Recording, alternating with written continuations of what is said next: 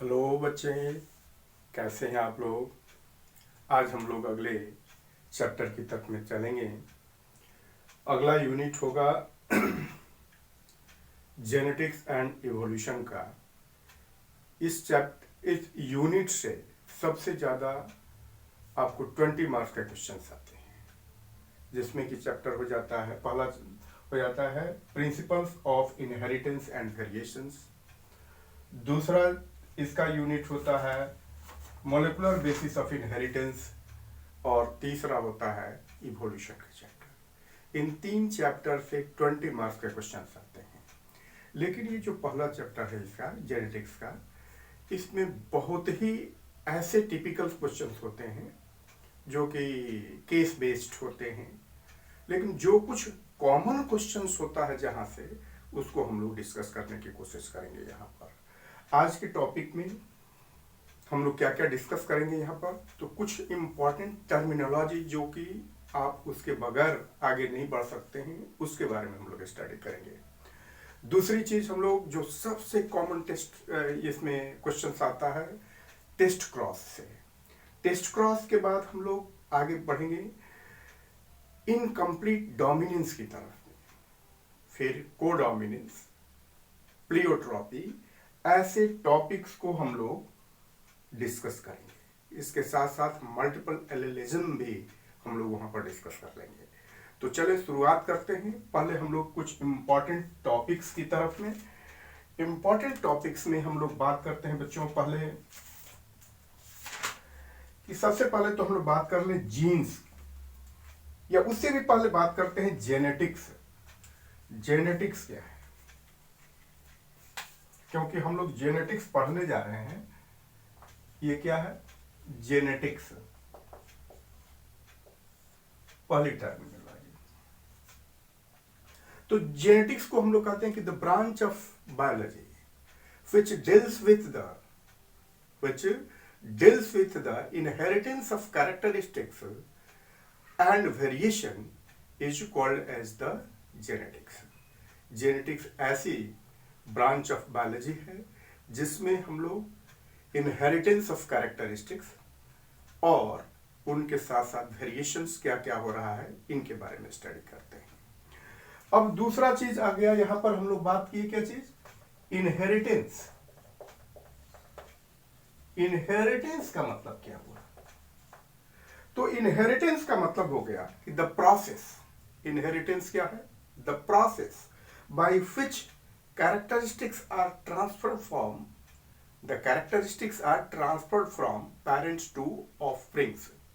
इस चीज को हम लोग कहते हैं इनहेरिटेंस। उसके बाद तीसरा चीज हम लोग डिस्कस किए इसमें लाए वेरिएशन। वेरिएशन क्या होता है, ये variation is the degree, variation is the degree by which progenies differ from each other and with their parents। अर्थात किसी भी ऑफस्प्रिंग्स के साथ, अपने सिबलिंग्स के साथ कितना वो डिफर कर रहा है, अपने पेरेंट्स के साथ वो कितना डिफर कर रहा है, everything comes under the topic variations. उसके बाद अब अगला टॉपिक पढ़ते हैं हम लोग एलील्स। एलील्स, इसके बारे में देख लीजिए। Alternative forms of genes, alternative forms of genes which code for a pair of which code for a pair of contrasting characteristics, contrasting characteristics।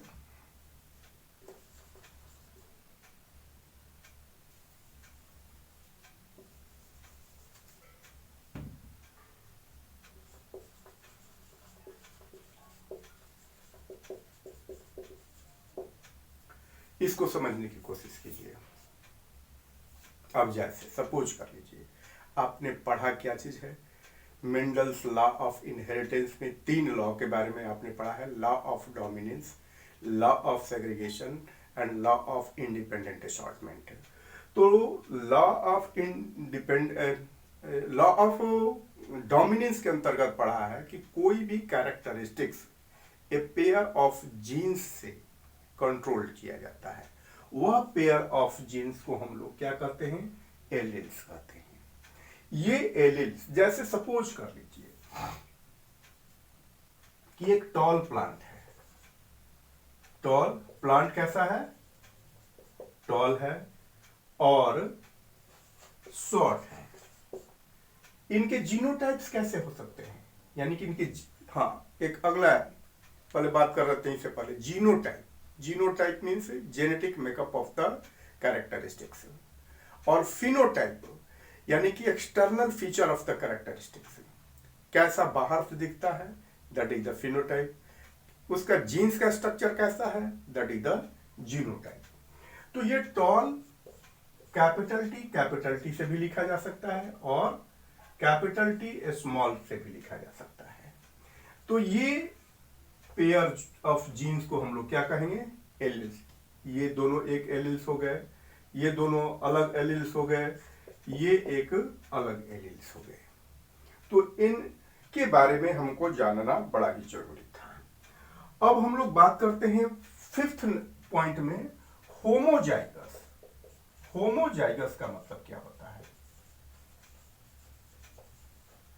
अगर दोनों एलील्स एक जैसे हों, अगर दोनों एलील्स एक जैसे हों, जैसे आप यहां देख रहे हैं, इसको हम और ये देख रहे हैं, ये दोनों एलील्स सिमिलर टाइप्स के हों, तब आप उनको क्या कहते हैं, होमोजाइगस। लेकिन अगर वह एलील जो कि डिफरेंट टाइप का है, वह एलील जो कि डिफरेंट टाइप का है, इसको हम लोग क्या कहते हैं, हेट्रोजाइगस। इसको हम लोग हेटेरोजाइगस कहेंगे। यानी कि हेट्रोजाइगस जो होते हैं, जो गैमेट्स बनाएंगे, वो अलग अलग तरह के गैमेट्स बनाते हैं। होमोजाइगस जो होते हैं, होमो का मतलब होता है सिमिलर, हेट्रो का मतलब होता है डिफरेंट। तो होमोजाइगस क्या होंगे, similar type of gametes produce करेंगे, और हेट्रोजाइगस जो होता है different types of gametes produce करते हैं। तो ये एक कंसेप्चुअल बेस्ड हम लोग का इंट्रो हुआ। अब हम लोग असली चीज जो है आगे पढ़ने वाले हैं कि ये जीनोटाइप जो हम लोगों ने बात किया, ये मेंडल के समय में क्या था, ये कैसा था, वो तो जीन्स भी नहीं जानते थे, वो फैक्टर कह करके निकल गए थे। लेकिन उन्होंने बड़ी चालाकी से काम किया था बच्चों। उन्होंने जब भी प्लांट्स को क्रॉस किया, आपस में जब भी रिप्रोडक्शन कराया, जैसे आपको पहले हमने दिखाया कि प्लांट जो था, पहला प्लांट कैसा था उनका, जैसे टॉल प्लांट था और शॉर्ट प्लांट था। टॉल प्लांट की जो बात कहा गया और शॉर्ट प्लांट की, तो ये उन्होंने एक प्योर लाइन, यानी कि true breeding line, true breeding line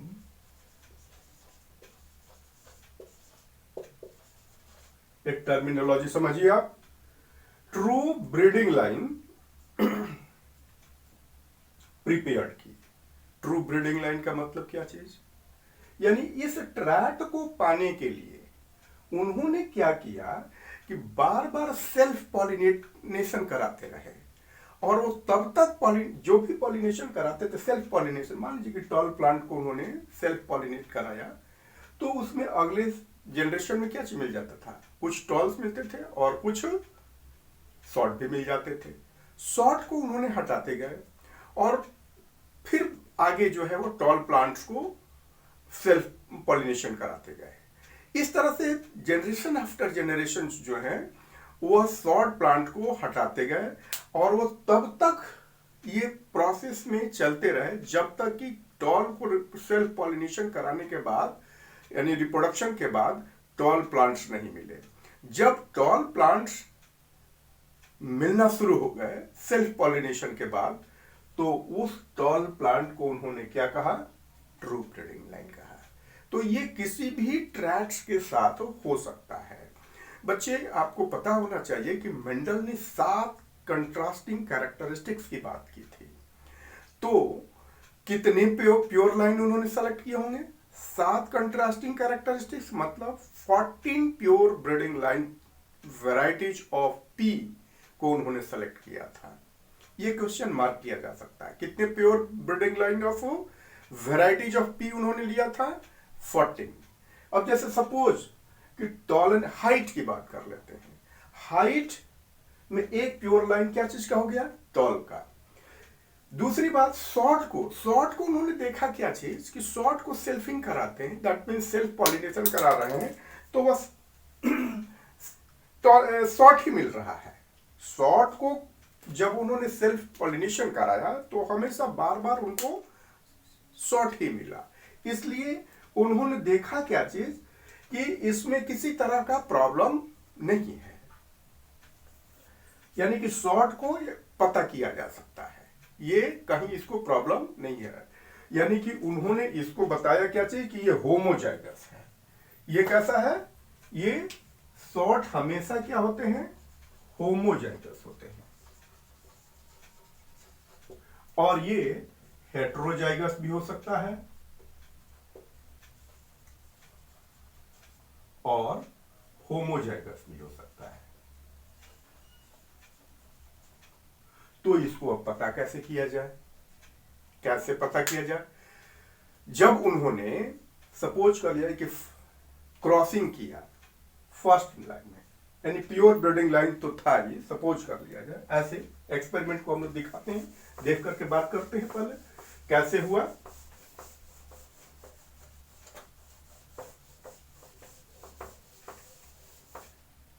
law of dominance के अंतर्गत बच्चे आप लोगों ने पाया क्या चीज फर्स्ट लॉ में कि पेरेंट्स को उन्होंने ऐसे अरेंज किया, ये मेल पेरेंट और इधर ये फीमेल पेरेंट्स।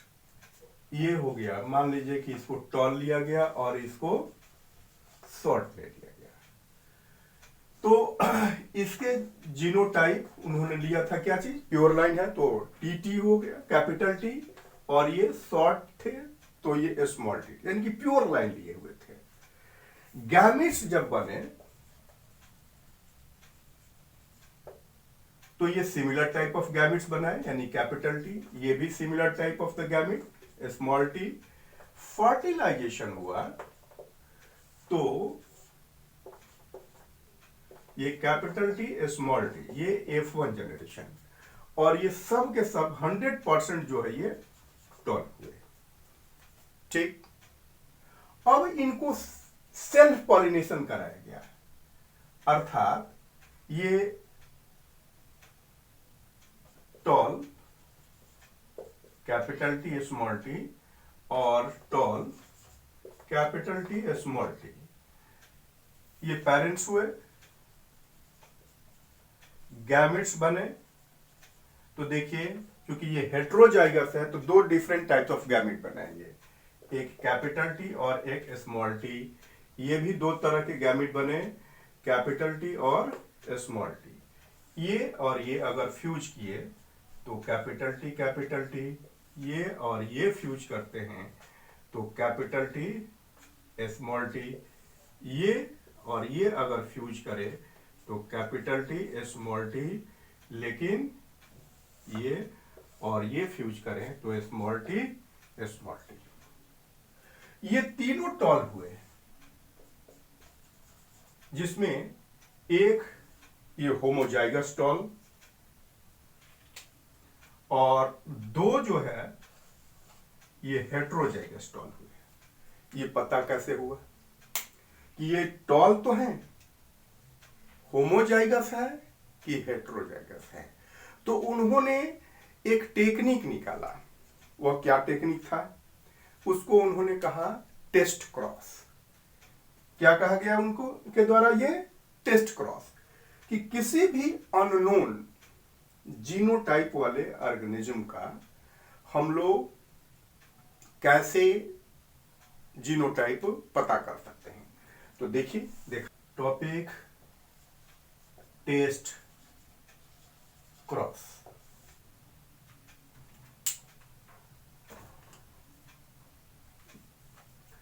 टेस्ट क्रॉस क्या कहा गया? कि ये cross between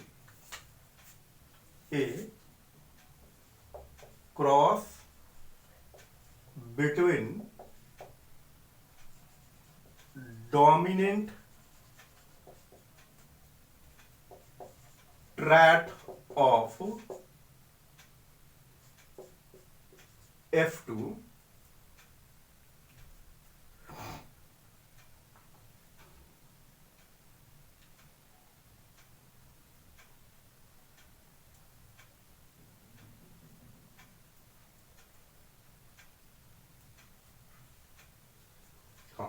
a cross between dominant trait of F2 with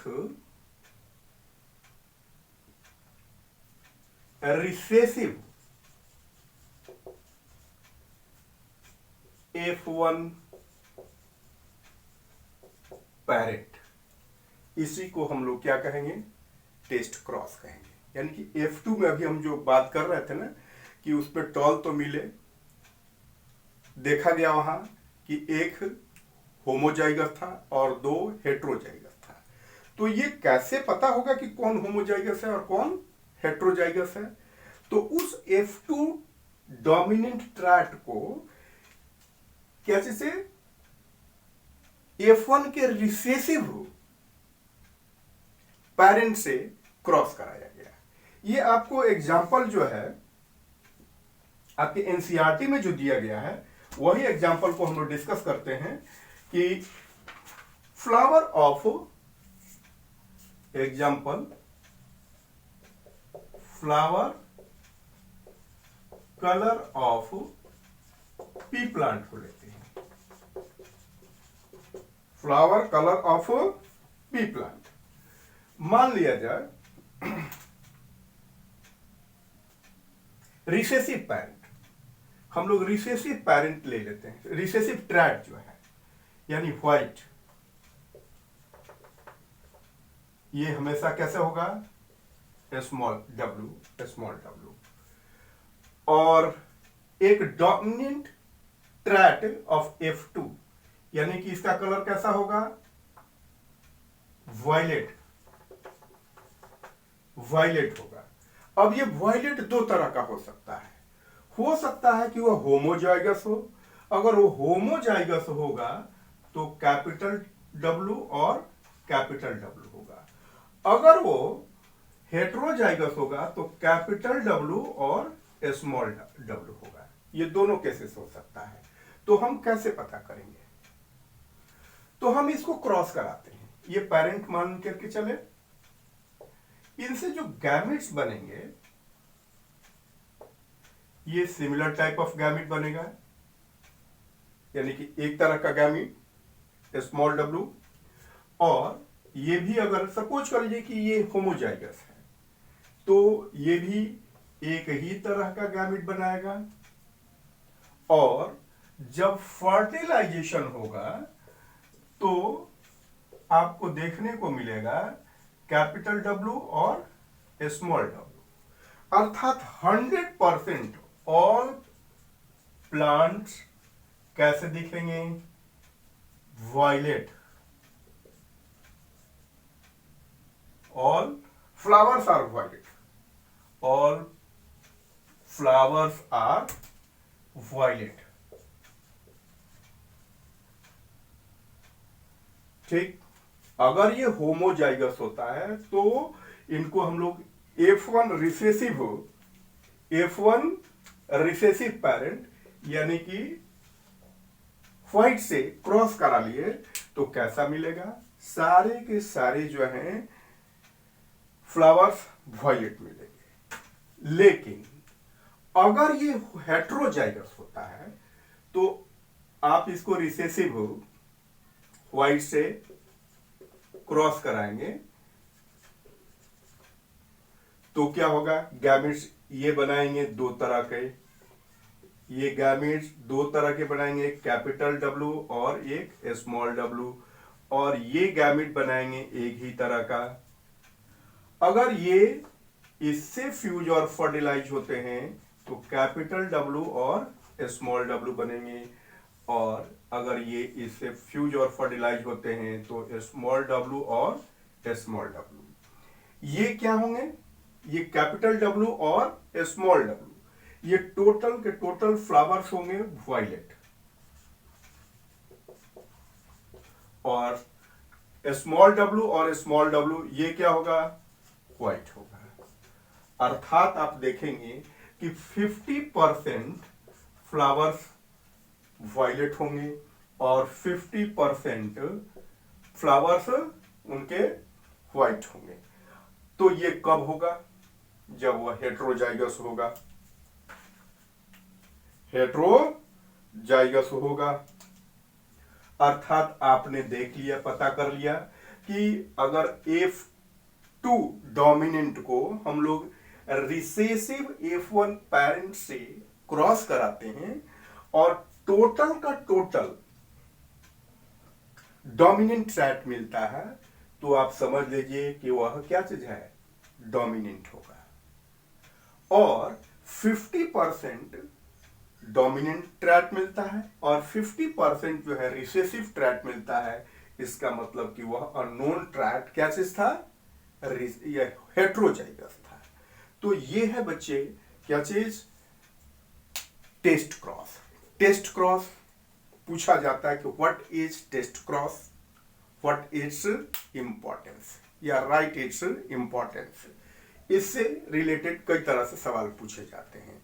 तो हमने क्या जवाब दिया कि a cross between dominant stat of F2 with recessive F1 parent is called as the test cross, and it is useful to find the genotype of the plant.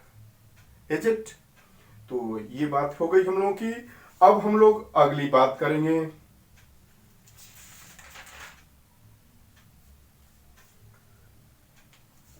अब देखिए Mendel's ने 3 law दिए, जैसे हम लोगों ने पिछला अभी चर्चा किए थे। लॉ ऑफ डोमिनेंस, इसका कुछ डेविएशन भी मिला, अर्थात इसका एक्सेप्शन भी हुआ। एक्सेप्शन ऑफ, अब हम लोग पढ़ने जा रहे हैं exception of law of, exception या deviation of law of dominance. इससे सवाल कई तरह के आते हैं। अब इसमें क्या चीज है, पहला चीज हम लोग बात करेंगे incomplete dominance. Incomplete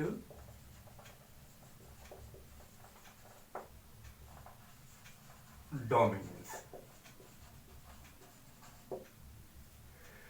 incomplete dominance जो है ये दिखाई पड़ा कहां पर आपको, ये दिखाई पड़ा, इसका एग्जाम्पल पूछा जाता है। एग्जाम्पल स्नैपड्रैगन, इसका साइंटिफिक नाम है एंटेरहिनम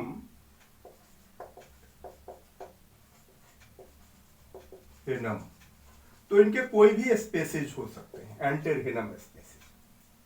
क्या देखा गया, इनके फ्लावर्स जो है, यानी कि स्नैपड्रैगन के फ्लावर्स दो तरह के,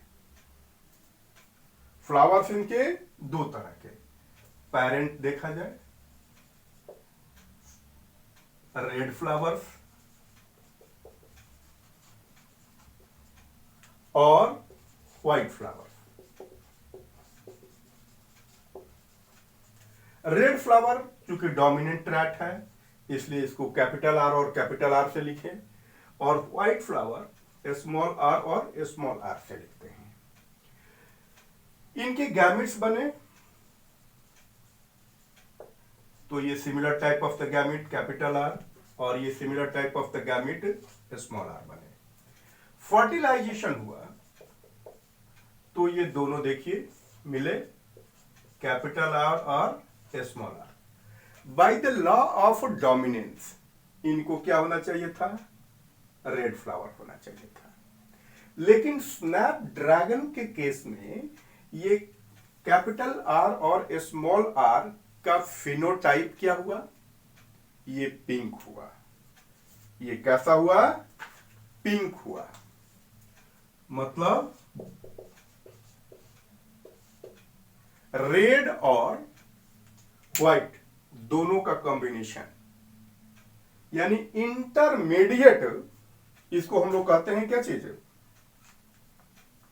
इंटरमीडिएट इनहेरिटेंस का भी नाम देते हैं। इसका नाम देते हैं हम लोग इंटरमीडिएट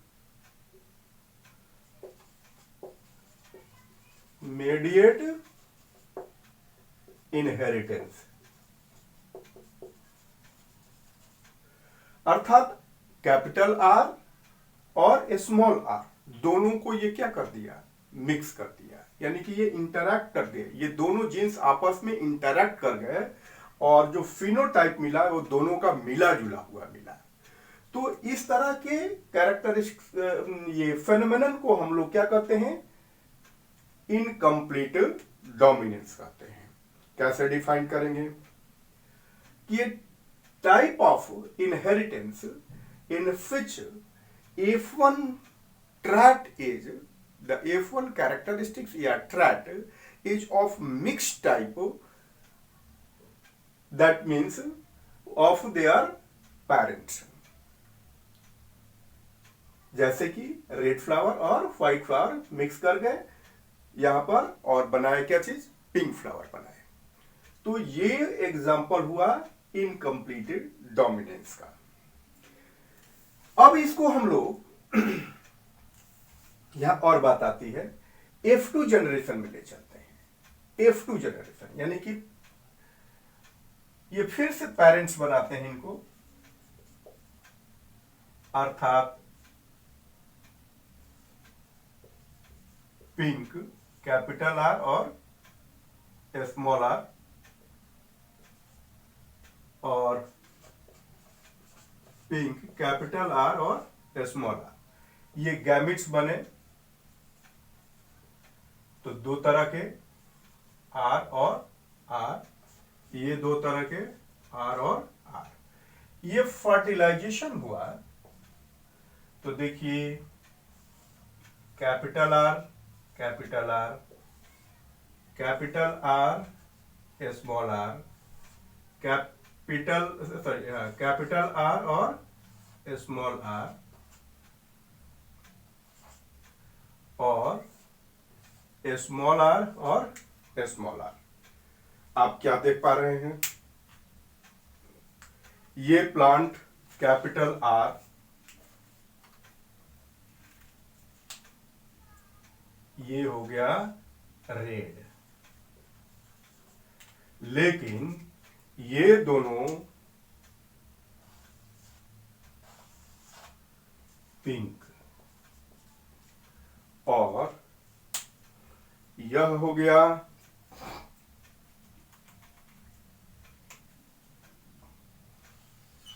ये हो गया व्हाइट। अब देखिए यहां पर क्या पूछा जाता है कि F2 जनरेशन का, इन F2 जनरेशन इनकम्प्लीट डोमिनेंस में F2 जनरेशन में फिनोटिपिक रेशियो क्या होता है, फिनोटिपिक रेशियो, फिनोटिपिक रेशियो यानी कि एक रेड, दो पिंक और एक व्हाइट, अर्थात 1:2:1। और जीनोटिपिक रेशियो क्या होता है, जीनोटिपिक रेशियो, ये देखिए वो भी वही हुआ, एक हुआ कैपिटल आर आर, दो हुआ एक कैपिटल आर स्मॉल आर, और एक हुआ स्मॉल आर और स्मॉल आर। तो जीनोटिपिक रेशियो भी 1:2:1 हुआ। तो इनकम्प्लीट डोमिनेंस में फिनोटिपिक रेशियो और जीनोटिपिक रेशियो एक जैसा होता है, जबकि लॉ ऑफ डोमिनेंस में फिनोटिपिक रेशियो सेकेंड जनरेशन का 3:1 होता है और जीनोटिपिक रेशियो 1:2:1 होता है। तो बच्चे, ये हम लोगों का एक काम कंप्लीट हो गया। अब हम लोग दूसरा टॉपिक पर हम लोग बात करेंगे, कोडोमिनेंस। कोडोमिनेंस क्या होता है? कोडोमिनेंस का मतलब होता है कि टू एलील्स आर, ये को डोमिनेंस यानी कि दोनों के दोनों एलील्स जो हैं अपने कैरेक्टरिस्टिक्स को एक्सपोज करते हैं, दोनों के दोनों। अभी इनकम्प्लीट डोमिनेंस में क्या देखे, कोई अपने कैरेक्टरिस्टिक्स को एक्सपोज नहीं कर पाया, दोनों मिक्स कर गए और तब उनका कैरेक्टरिस्टिक्स शो हुआ। लेकिन कोडोमिनेंस में क्या होता है कि दोनों के दोनों एलील्स हेटेरोजाइगस कंडीशन में भी फ्रीली अपने आप को एक्सपोज कर लेते हैं या एक्सप्रेस कर सकते हैं। तो इसको हम लोग कैसे लिखेंगे? Phenomenon to express both alleles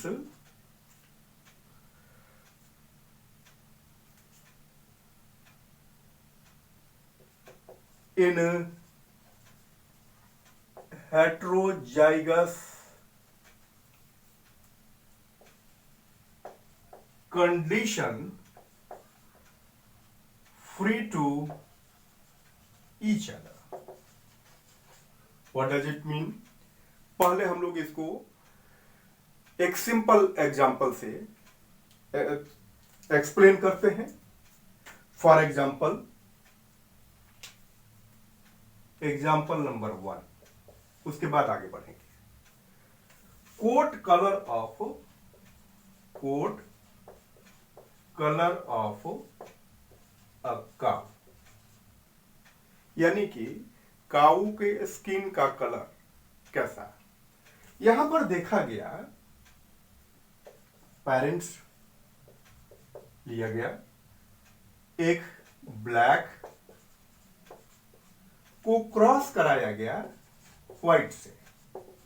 black को सपोज कर लीजिए हम लोग कैपिटल, ब्लैक जो है डोमिनेंट कैरेक्टरिस्टिक्स है तो बीबी, और व्हाइट चूंकि रिसेसिव कैरेक्टरिस्टिक्स है तो स्मॉल बी और स्मॉल बी से लेते हैं। इनके गैमेट्स बनते हैं, एक तरह के गैमेट्स बनेंगे कैपिटल बी, और ये भी एक तरह के गैमेट बनेंगे small B. Fertilisation capital B small B. पता है ये कैसा बनेगा? लॉ ऑफ डोमिनेंस के आधार पर इसको ब्लैक होना चाहिए था, लेकिन ये ब्लैक भी होगा और ब्लू भी, ब्लैक भी होगा और व्हाइट भी होगा, ये दोनों कलर होगा। अर्थात इस स्किन का जो कोट कलर होगा ब्लैक कलर भी होगा, और मान के चलिए अगर ये व्हाइट कलर, तो ऐसा चीज यानी दोनों कलर आपको उस पर दिखेगा। ऐसे कलर को हम लोग कहते हैं रोन। इसको क्या कहते हैं? रोन कहते हैं। यानी कि दोनों कलर आपको दिखा तो आप क्या करिएगा, कहेंगे उसको रोन कलर कहते हैं। तो ये बच्चे क्या हुआ, कोडोमिनेंस, यानी कि ब्लैक कलर भी अपने आप को एक्सपोज किया और व्हाइट कलर भी, कोई किसी दूसरे से लेना देना नहीं रहा है, वो अपने आप से अपने कैरेक्टरिस्टिक ट्रैट को एक्सपोज कर रहा है। ऐसा ही चीज अब हम लोग देखेंगे, क्या चीज, ब्लड ग्रुप में। ब्लड ग्रुप में दूसरा एग्जांपल लेते हैं, ब्लड ग्रुप। ब्लड ग्रुपिंग में आपको पता होना चाहिए कितने तरह के ब्लड ग्रुप होते हैं बच्चे? 4 तरह के, ए, बी, ए बी और ओ। आपको बताया जाए कि ब्लड का ग्रुप जो होता है डिटरमाइंड होता है एक खास तरह के जीन्स से, जिसको कंट्रोल्ड बाय कहें, कंट्रोल्ड बाय जीन, इसका नाम क्या है? आई। और ये 3 तरह के होते हैं, आई ए, आई बी एंड स्मॉल आई। ऐसा क्या होता है? आई ए, क्योंकि यह जीन जो होता है associated with I genes are associated with plasma membrane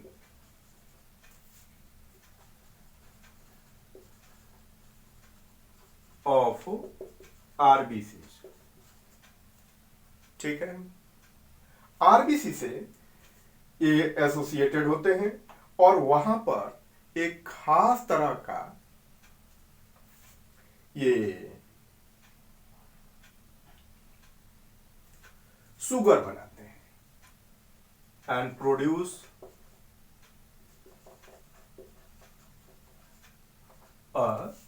a specific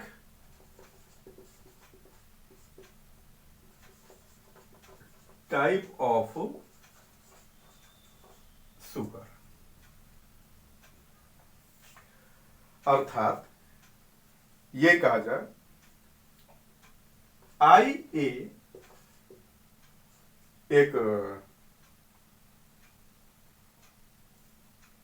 अपना अलग तरह का शुगर बनाया, आई बी अपना एक अलग तरह का शुगर बनाया। मान लिया जाए कि sugar of 1, sugar of type 2 बनाया। और जब ये दोनों एक साथ रहे, हाँ यहां पर ऐसे लिख लें, आई ए आई बी और ये आई बी, जब ये दोनों एक साथ रहे तब ये शुगर 1 एंड शुगर 2 दोनों तरह के शुगर ये बनाते हैं। आई स्मॉल आई अगर आता है, ये नो शुगर फॉर्मेशन, ये अपना शुगर नहीं बनाते हैं। ठीक है, तो ये इस तरह का कॉम्बिनेशन वाला, इसको हम लोग क्या कहते हैं? ये ब्लड ग्रुप कौन सा बनाता है बच्चे? ब्लड ग्रुप ये ए होगा, ब्लड ग्रुप इसका ए, इसका बी, इसका ए बी और इसका ओ ग्रुप होता है। ठीक, अब यहां कोडोमिनेंस हम लोग कहां पढ़े भाई? यहां कोडोमिनेंस कहां पढ़े?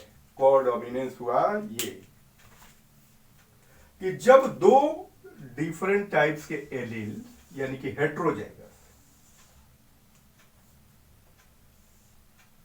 हेट्रोजाइगस कंडीशन में, ये तो होमोजाइगस था, ये भी होमोजाइगस था, तो अपना अलग अलग तरह का शुगर वो बना रहा था। लेकिन जब वो आई ए था तो शुगर 1 एक अलग तरह का शुगर बनाया। लेकिन जब ये आई ए और आई बी दोनों एक साथ रहे तो लॉ ऑफ डोमिनेंस के साथ क्या चल करके हम लोग क्या पता करेंगे? किसी एक तरह का शुगर होना चाहिए था जो एक दूसरे पर डोमिनेंट होगा, वो बनना चाहिए था, लेकिन ऐसा नहीं हुआ। यह दोनों तरह का शुगर जो है बनता है, इसीलिए ये कोडोमिनेंस का केस होता है। ये कोडोमिनेंस का केस बनता है। ठीक, इसमें फर्दर हम लोग ऐड कर लेते हैं कि यह जो शुगर होता है वह एंटीजन से एसोसिएटेड होता है। ये खास तरह के एंटीजेंस बनाते हैं, यानी कि IA जीन जो होता है एक खास तरह का एंटीजन जिसको कि ए एंटीजन कहते हैं, IB बी एंटीजन तैयार करता है, और IB और IA ये antigen A and antigen B तैयार करते हैं, जिससे कि AB ब्लड ग्रुप होता है। और स्मॉल आई क्योंकि ये कोई शुगर तैयार नहीं करता है और यही शुगर जो है एंटीजन से एसोसिएटेड होता है, यही बनाता है, तो वहां कोई जो है एंटीजन तैयार नहीं होता है, यानी कोई एंटीजन नहीं बनता है, तो उसको हम लोग कहते हैं ब्लड ग्रुप O कहते हैं। तो ये हुआ बच्चे हमारा क्या चीज, कोडॉमिनेंस। अब यही एक बात हो जाती है क्या चीज, मल्टीपल एलिलिज्म। एक एग्जाम्पल होता है मल्टीपल एलिलिज्म। मल्टीपल एलिलिज्म क्या होता है, ये ऐसा characteristics, multiple allelism blood group जो होता है शो करता है मल्टीपल एलिलिज्म का। वो कैसे, देखिए ध्यान देते हैं,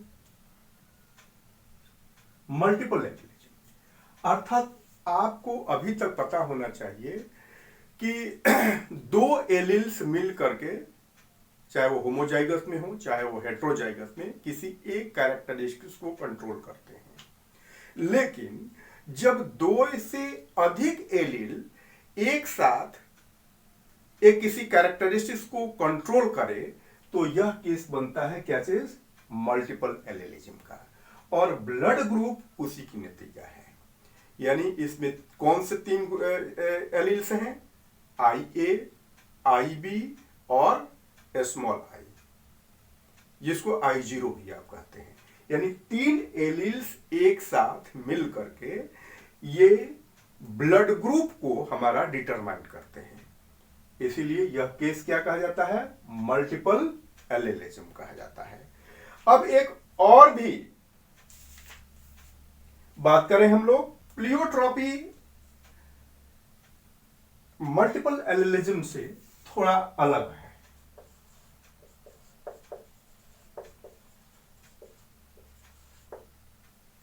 प्लियोट्रॉपी में क्या है कि एक ऐसा, इसका डेफिनेशन अगर हम लिख लेते हैं क्या चीज, more than two alleles control a single trait. और प्लियोट्रॉपी में क्या होता है, a single trait is controlled by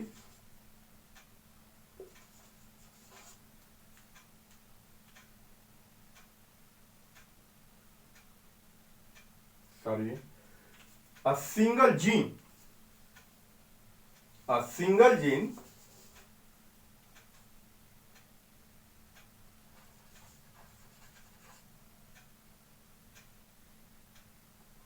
और allele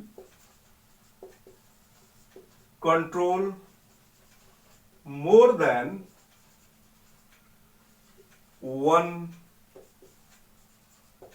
tract, इसको हम लोग क्या कहते हैं, प्लियोट्रॉपी कहते हैं।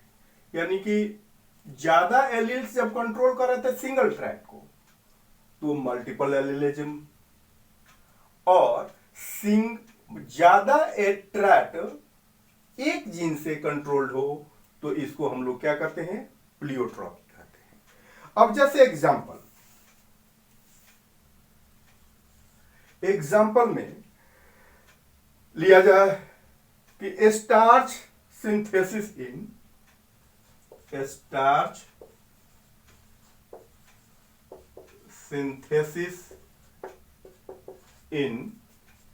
P seeds. Starch synthesis in P, यहां तीन केसेस होते हैं, ध्यान दे रहा हूं। एक केस, एक एलील बी, अगर ये बी और बी एक ऐसा एलील है जो कि एक खास तरह का स्टार्च का फॉर्मेशन करता है, तो यहां आप देखिएगा क्या चीज कि ये larger starch grain, larger starch grain को कंट्रोल करता है, और इसके साथ साथ ये राउंड सी उसके शेप को भी, एक सीड में स्टार्च ग्रेन का साइज भी डिटरमाइन करता है और उस सीड का शेप भी डिटरमाइन करता है, एंड राउंड सीड को कंट्रोल करता है, ठीक, जो कि एक डोमिनेंट ट्रैट है। दूसरा जो है, अगर ये रिसेसिव ट्रैट में है, रिसेसिव एलील है, तो यहां पर आप देखेंगे क्या चीज कि स्टार्च ग्रेन कैसे होंगे, स्मॉलर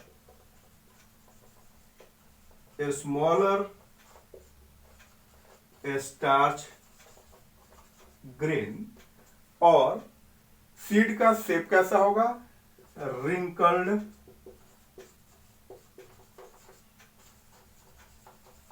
सीड होगा। अगर ये हेट्रोजाइगस कंडीशन में होते हैं, यानी एक कैपिटल बी और स्मॉल, तो न तो ये लार्जर और न तो स्मॉलर, इंटरमीडिएट साइज के स्टार्च ग्रेन्स ये बनाते हैं, ध्यान देना है, इंटरमीडिएट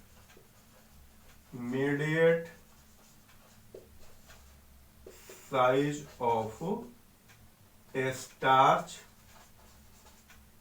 ग्रेन, और लॉ ऑफ डोमिनेंस के आधार पर ये राउंड सीड को कंट्रोल करता है। तो आपको क्या देखने को, ये इनकम्प्लीट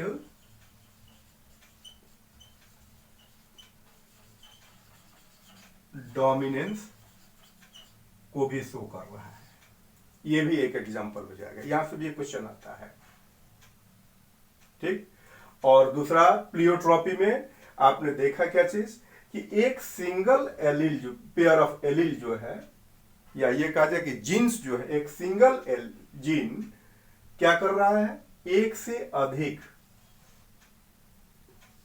ट्रैट्स को कंट्रोल करता है। जनरली होता क्या चीज है, एक जीन एक ट्रैट को कंट्रोल करता है, लेकिन जब एक जीन एक से अधिक ट्रैट को कंट्रोल करे तो ऐसे कंडीशन को हम लोग बच्चों क्या कहते हैं, प्लियोट्रॉपी कहते हैं। तो आज का सेशन यहीं पर हम लोग कंक्लूड करेंगे बच्चे, अगले दिन अगले टॉपिक की तरफ हम लोग पढ़ेंगे। तब तक के लिए धन्यवाद।